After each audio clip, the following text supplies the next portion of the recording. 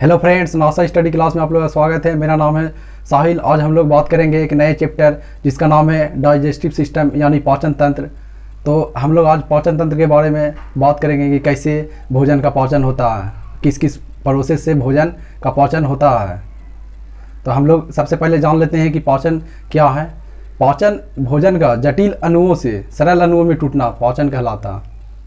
जैसे जटिल अणु के रूप में हम लोग भोजन को खाते हैं और वह धीरे धीरे एक एक प्रोसेस के बाद सरल अणुओं में टूट जाता है।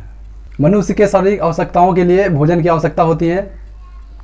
हमारे भोजन में लगभग 40 तत्व होते हैं, जैसे कार्बोहाइड्रेट, वसा, प्रोटीन इत्यादि। हम लोग भोजन को दो अणुओं में बांटते हैं। एक जो बहुत बड़े अणु होते हैं जिसको बृहद अणु यानी कि मैक्रो मोलिक्यूल्स कहते हैं, और एक होते हैं सूक्ष्म अणु जिसको माइक्रो मोलिक्यूल्स कहते हैं। बृहद अणु के अंदर कार्बोहाइड्रेट, वसा, प्रोटीन इत्यादि इन सभी चीज़ आ गए हैं, और सूक्ष्म अणु के अंदर खनिज लवण, जल, विटामिन, ये सब सूक्ष्म अणु हैं। सूक्ष्म अणु का पाचन नहीं होता, वो पचे हुए रहते हैं। हम लोग पाचन तंत्र को दो भागों में बांटेंगे, एक आहार नाल और एक पाचक संबंधी ग्रंथि। आहार नाल या मुख गुहा से शुरू होकर गुदा यानी एनल्स तक होता है। मुख गुहा से शुरू होकर, ये मुख गुहा है, और यहाँ से शुरू होकर अमाशय, छोटी आंत, बड़ी आंत और गुदा तक, यानी जहाँ मल जमा होता है उसको गुदा कहते हैं, वहाँ तक आहार नाल जुड़ा रहता है। यह एक नली के रूप में रहता है। पूरी भोजन की क्रिया इसी में होती है। इसकी लंबाई 9.75 मीटर या 32 फीट होती है। पाचक संबंधी ग्रंथि, इसमें लार ग्रंथि,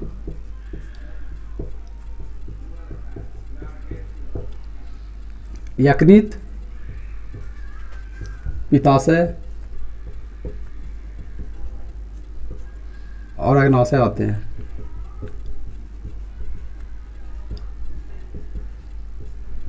अग्नाशय। अब हम लोग मुख गुहा के बारे में बात करते हैं। मुख गुहा से ही भोजन का पाचन शुरू हो जाता है और छोटी आंत में भोजन का पाचन पूर्ण होता है। इसके अंतर्गत एक जीभ, 3 जोड़ा लार ग्रंथि,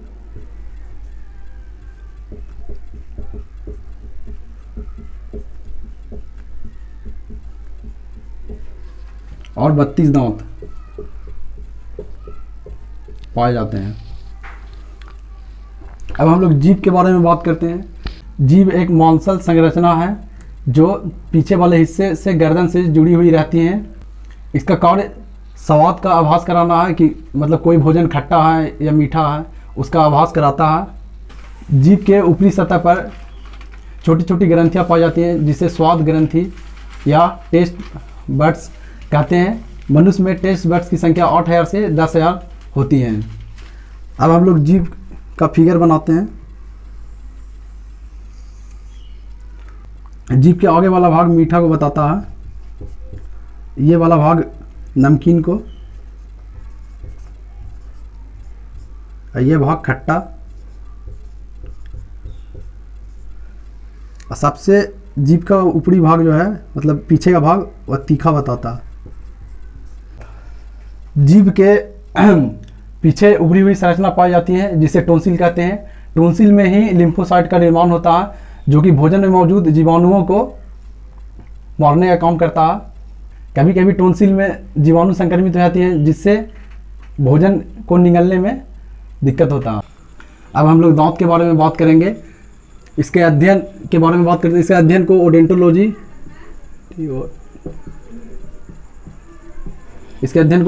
कहते हैं। दांत में 85% कैल्शियम फॉस्फेट, 10% भाग कैल्शियम कार्बोनेट, और शेष भाग जो है कैल्शियम क्लोराइड का बना होता है। बाहरी भाग के अनुसार दांत को हम लोग दो भागों में बांट सकते हैं, एक होमोडेंट और एक हेट्रोडेंट। होमोडेंट का मतलब आप जान रहे होंगे कि एक समान। वैसे जानवर जिनमें सभी दांत एक समान होते हैं, मतलब उसमें किसी भी प्रकार का अलग भिन्न रूप से दिखाई नहीं देता, तो उसको हम होमोडेंट कहते हैं। जैसे सांप, छिपकली, इन सभी में सेम दांत होता है, सबका आकार बराबर होता है। हेट्रोडेंट वैसे जीव जिसमें सभी दांत मतलब एक समान नहीं होते हैं, अलग अलग होते हैं, उसको हेट्रोडेंट कहते हैं। जैसे स्तनधारी, हमारे जीवन में 2 बार दांत निकलते हैं, जिसमें एक को हम मोनोफायोडेंट कहते हैं, वो डाइफायोडेंट। मतलब मोनोफायोडेंट का मतलब हो गया जो कि एक बार निकलता है, इसको अकल दांत भी कहते हैं।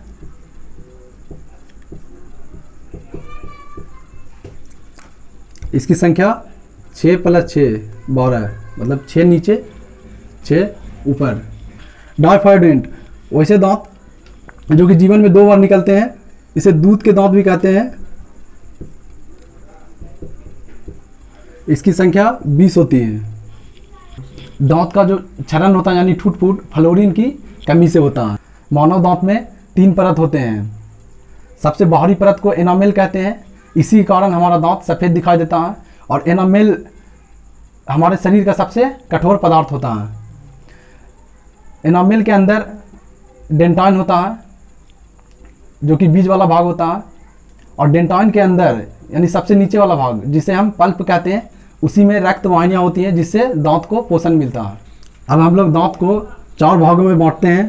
पहला कृंतक यानी इंसीजर, दूसरा रदनक केनाइन, तीसरा अग्र चवर्णक यानी प्रीमोलर, और चौथा चवर्णक यानी मोलर। ठीक है। कृंतक यह भोजन को काटने का काम आता है। ये चारों 1 2 3 4 ये चारों दांत इसी को कृंतक यानी इंसीजर कहते हैं, या भोजन को सिर्फ काटने का कार्य करते हैं। इसे नोज टीथ भी कहते हैं। इसकी संख्या 4 + 4 8, यानी 4 नीचे और 4 ऊपर होता है। अब रदनक के बारे में बात करते हैं। यह भोजन को चीरने का काम करता है, इसे आई टीथ भी कहते हैं। इसकी संख्या 2 + 2 4, यानी कि ये वाला जो दांत है इसी को रदनक कहते हैं। यह भोजन को चीरने का कार्य करता है, 2 नीचे और 2 ऊपर होता है। अग्र चवर्णक यह भोजन को चबाने का कार्य करता है।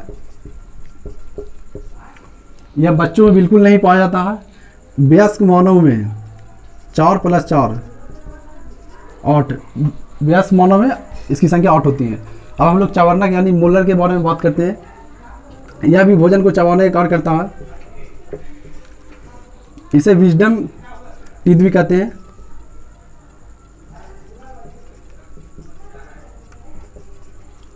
इसकी संख्या 6 + 6 12, जो कि दांतों में मतलब दांत के सभी प्रकार में सबसे ज़्यादा चवर्णक यानी मोलर की संख्या होती है, जो कि 12 है।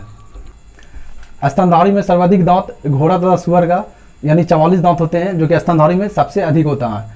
अब हम लोग डेंटल फॉर्मूला के बारे में बात करेंगे। डेंटल फॉर्मूला में 1/4 भाग दांत को ही दिखाया जाता है। डेंटल फॉर्मूला वयस्क में अलग होता है और बच्चों में अलग होता है। वयस्क में 2 1 2 3, वयस्क में 2 इंसीजर, 1 केनाइन, 2 प्रीमोलर और 3 मोलर होता है। बच्चों में 2 1 0 2, बच्चों में 2 इंसीजर, 1 केनाइन और 0 प्रीमोलर होता है और 2 मोलर होता है। अब हम लोग लार ग्रंथि के बारे में बात करते हैं। मनुष्य में मुख्य रूप से 3 जोड़ी लार ग्रंथि होती हैं, जो कि जीभ के नीचे और जीभ और गाल के बगल में होता है। इसका पीएच मान 6.6 होता है। अगर लार ग्रंथि का पीएच मान 5.5 से कम हो गया तो दांतों का क्षरण होना प्रारंभ हो जाता है। लार ग्रंथि 3 जोड़ी होती हैं, जो इस प्रकार है। पैरोटिड, सबमैंडिबुलर और सबलिंगुअल।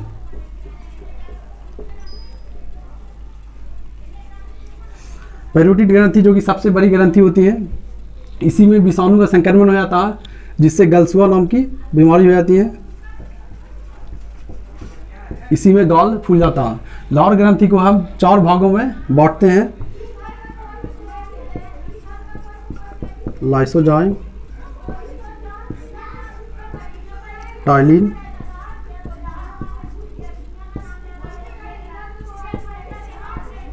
डाइस्टेज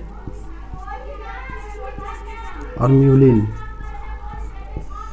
लाइसोजाइम जो है भोजन में उपस्थित कीटाणुओं को मारने का कार्य करता है।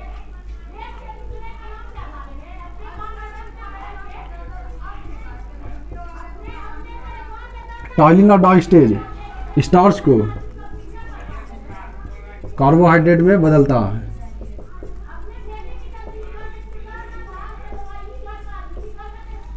म्यूलिन का काम भोजन को चिपचिपा बनाता है।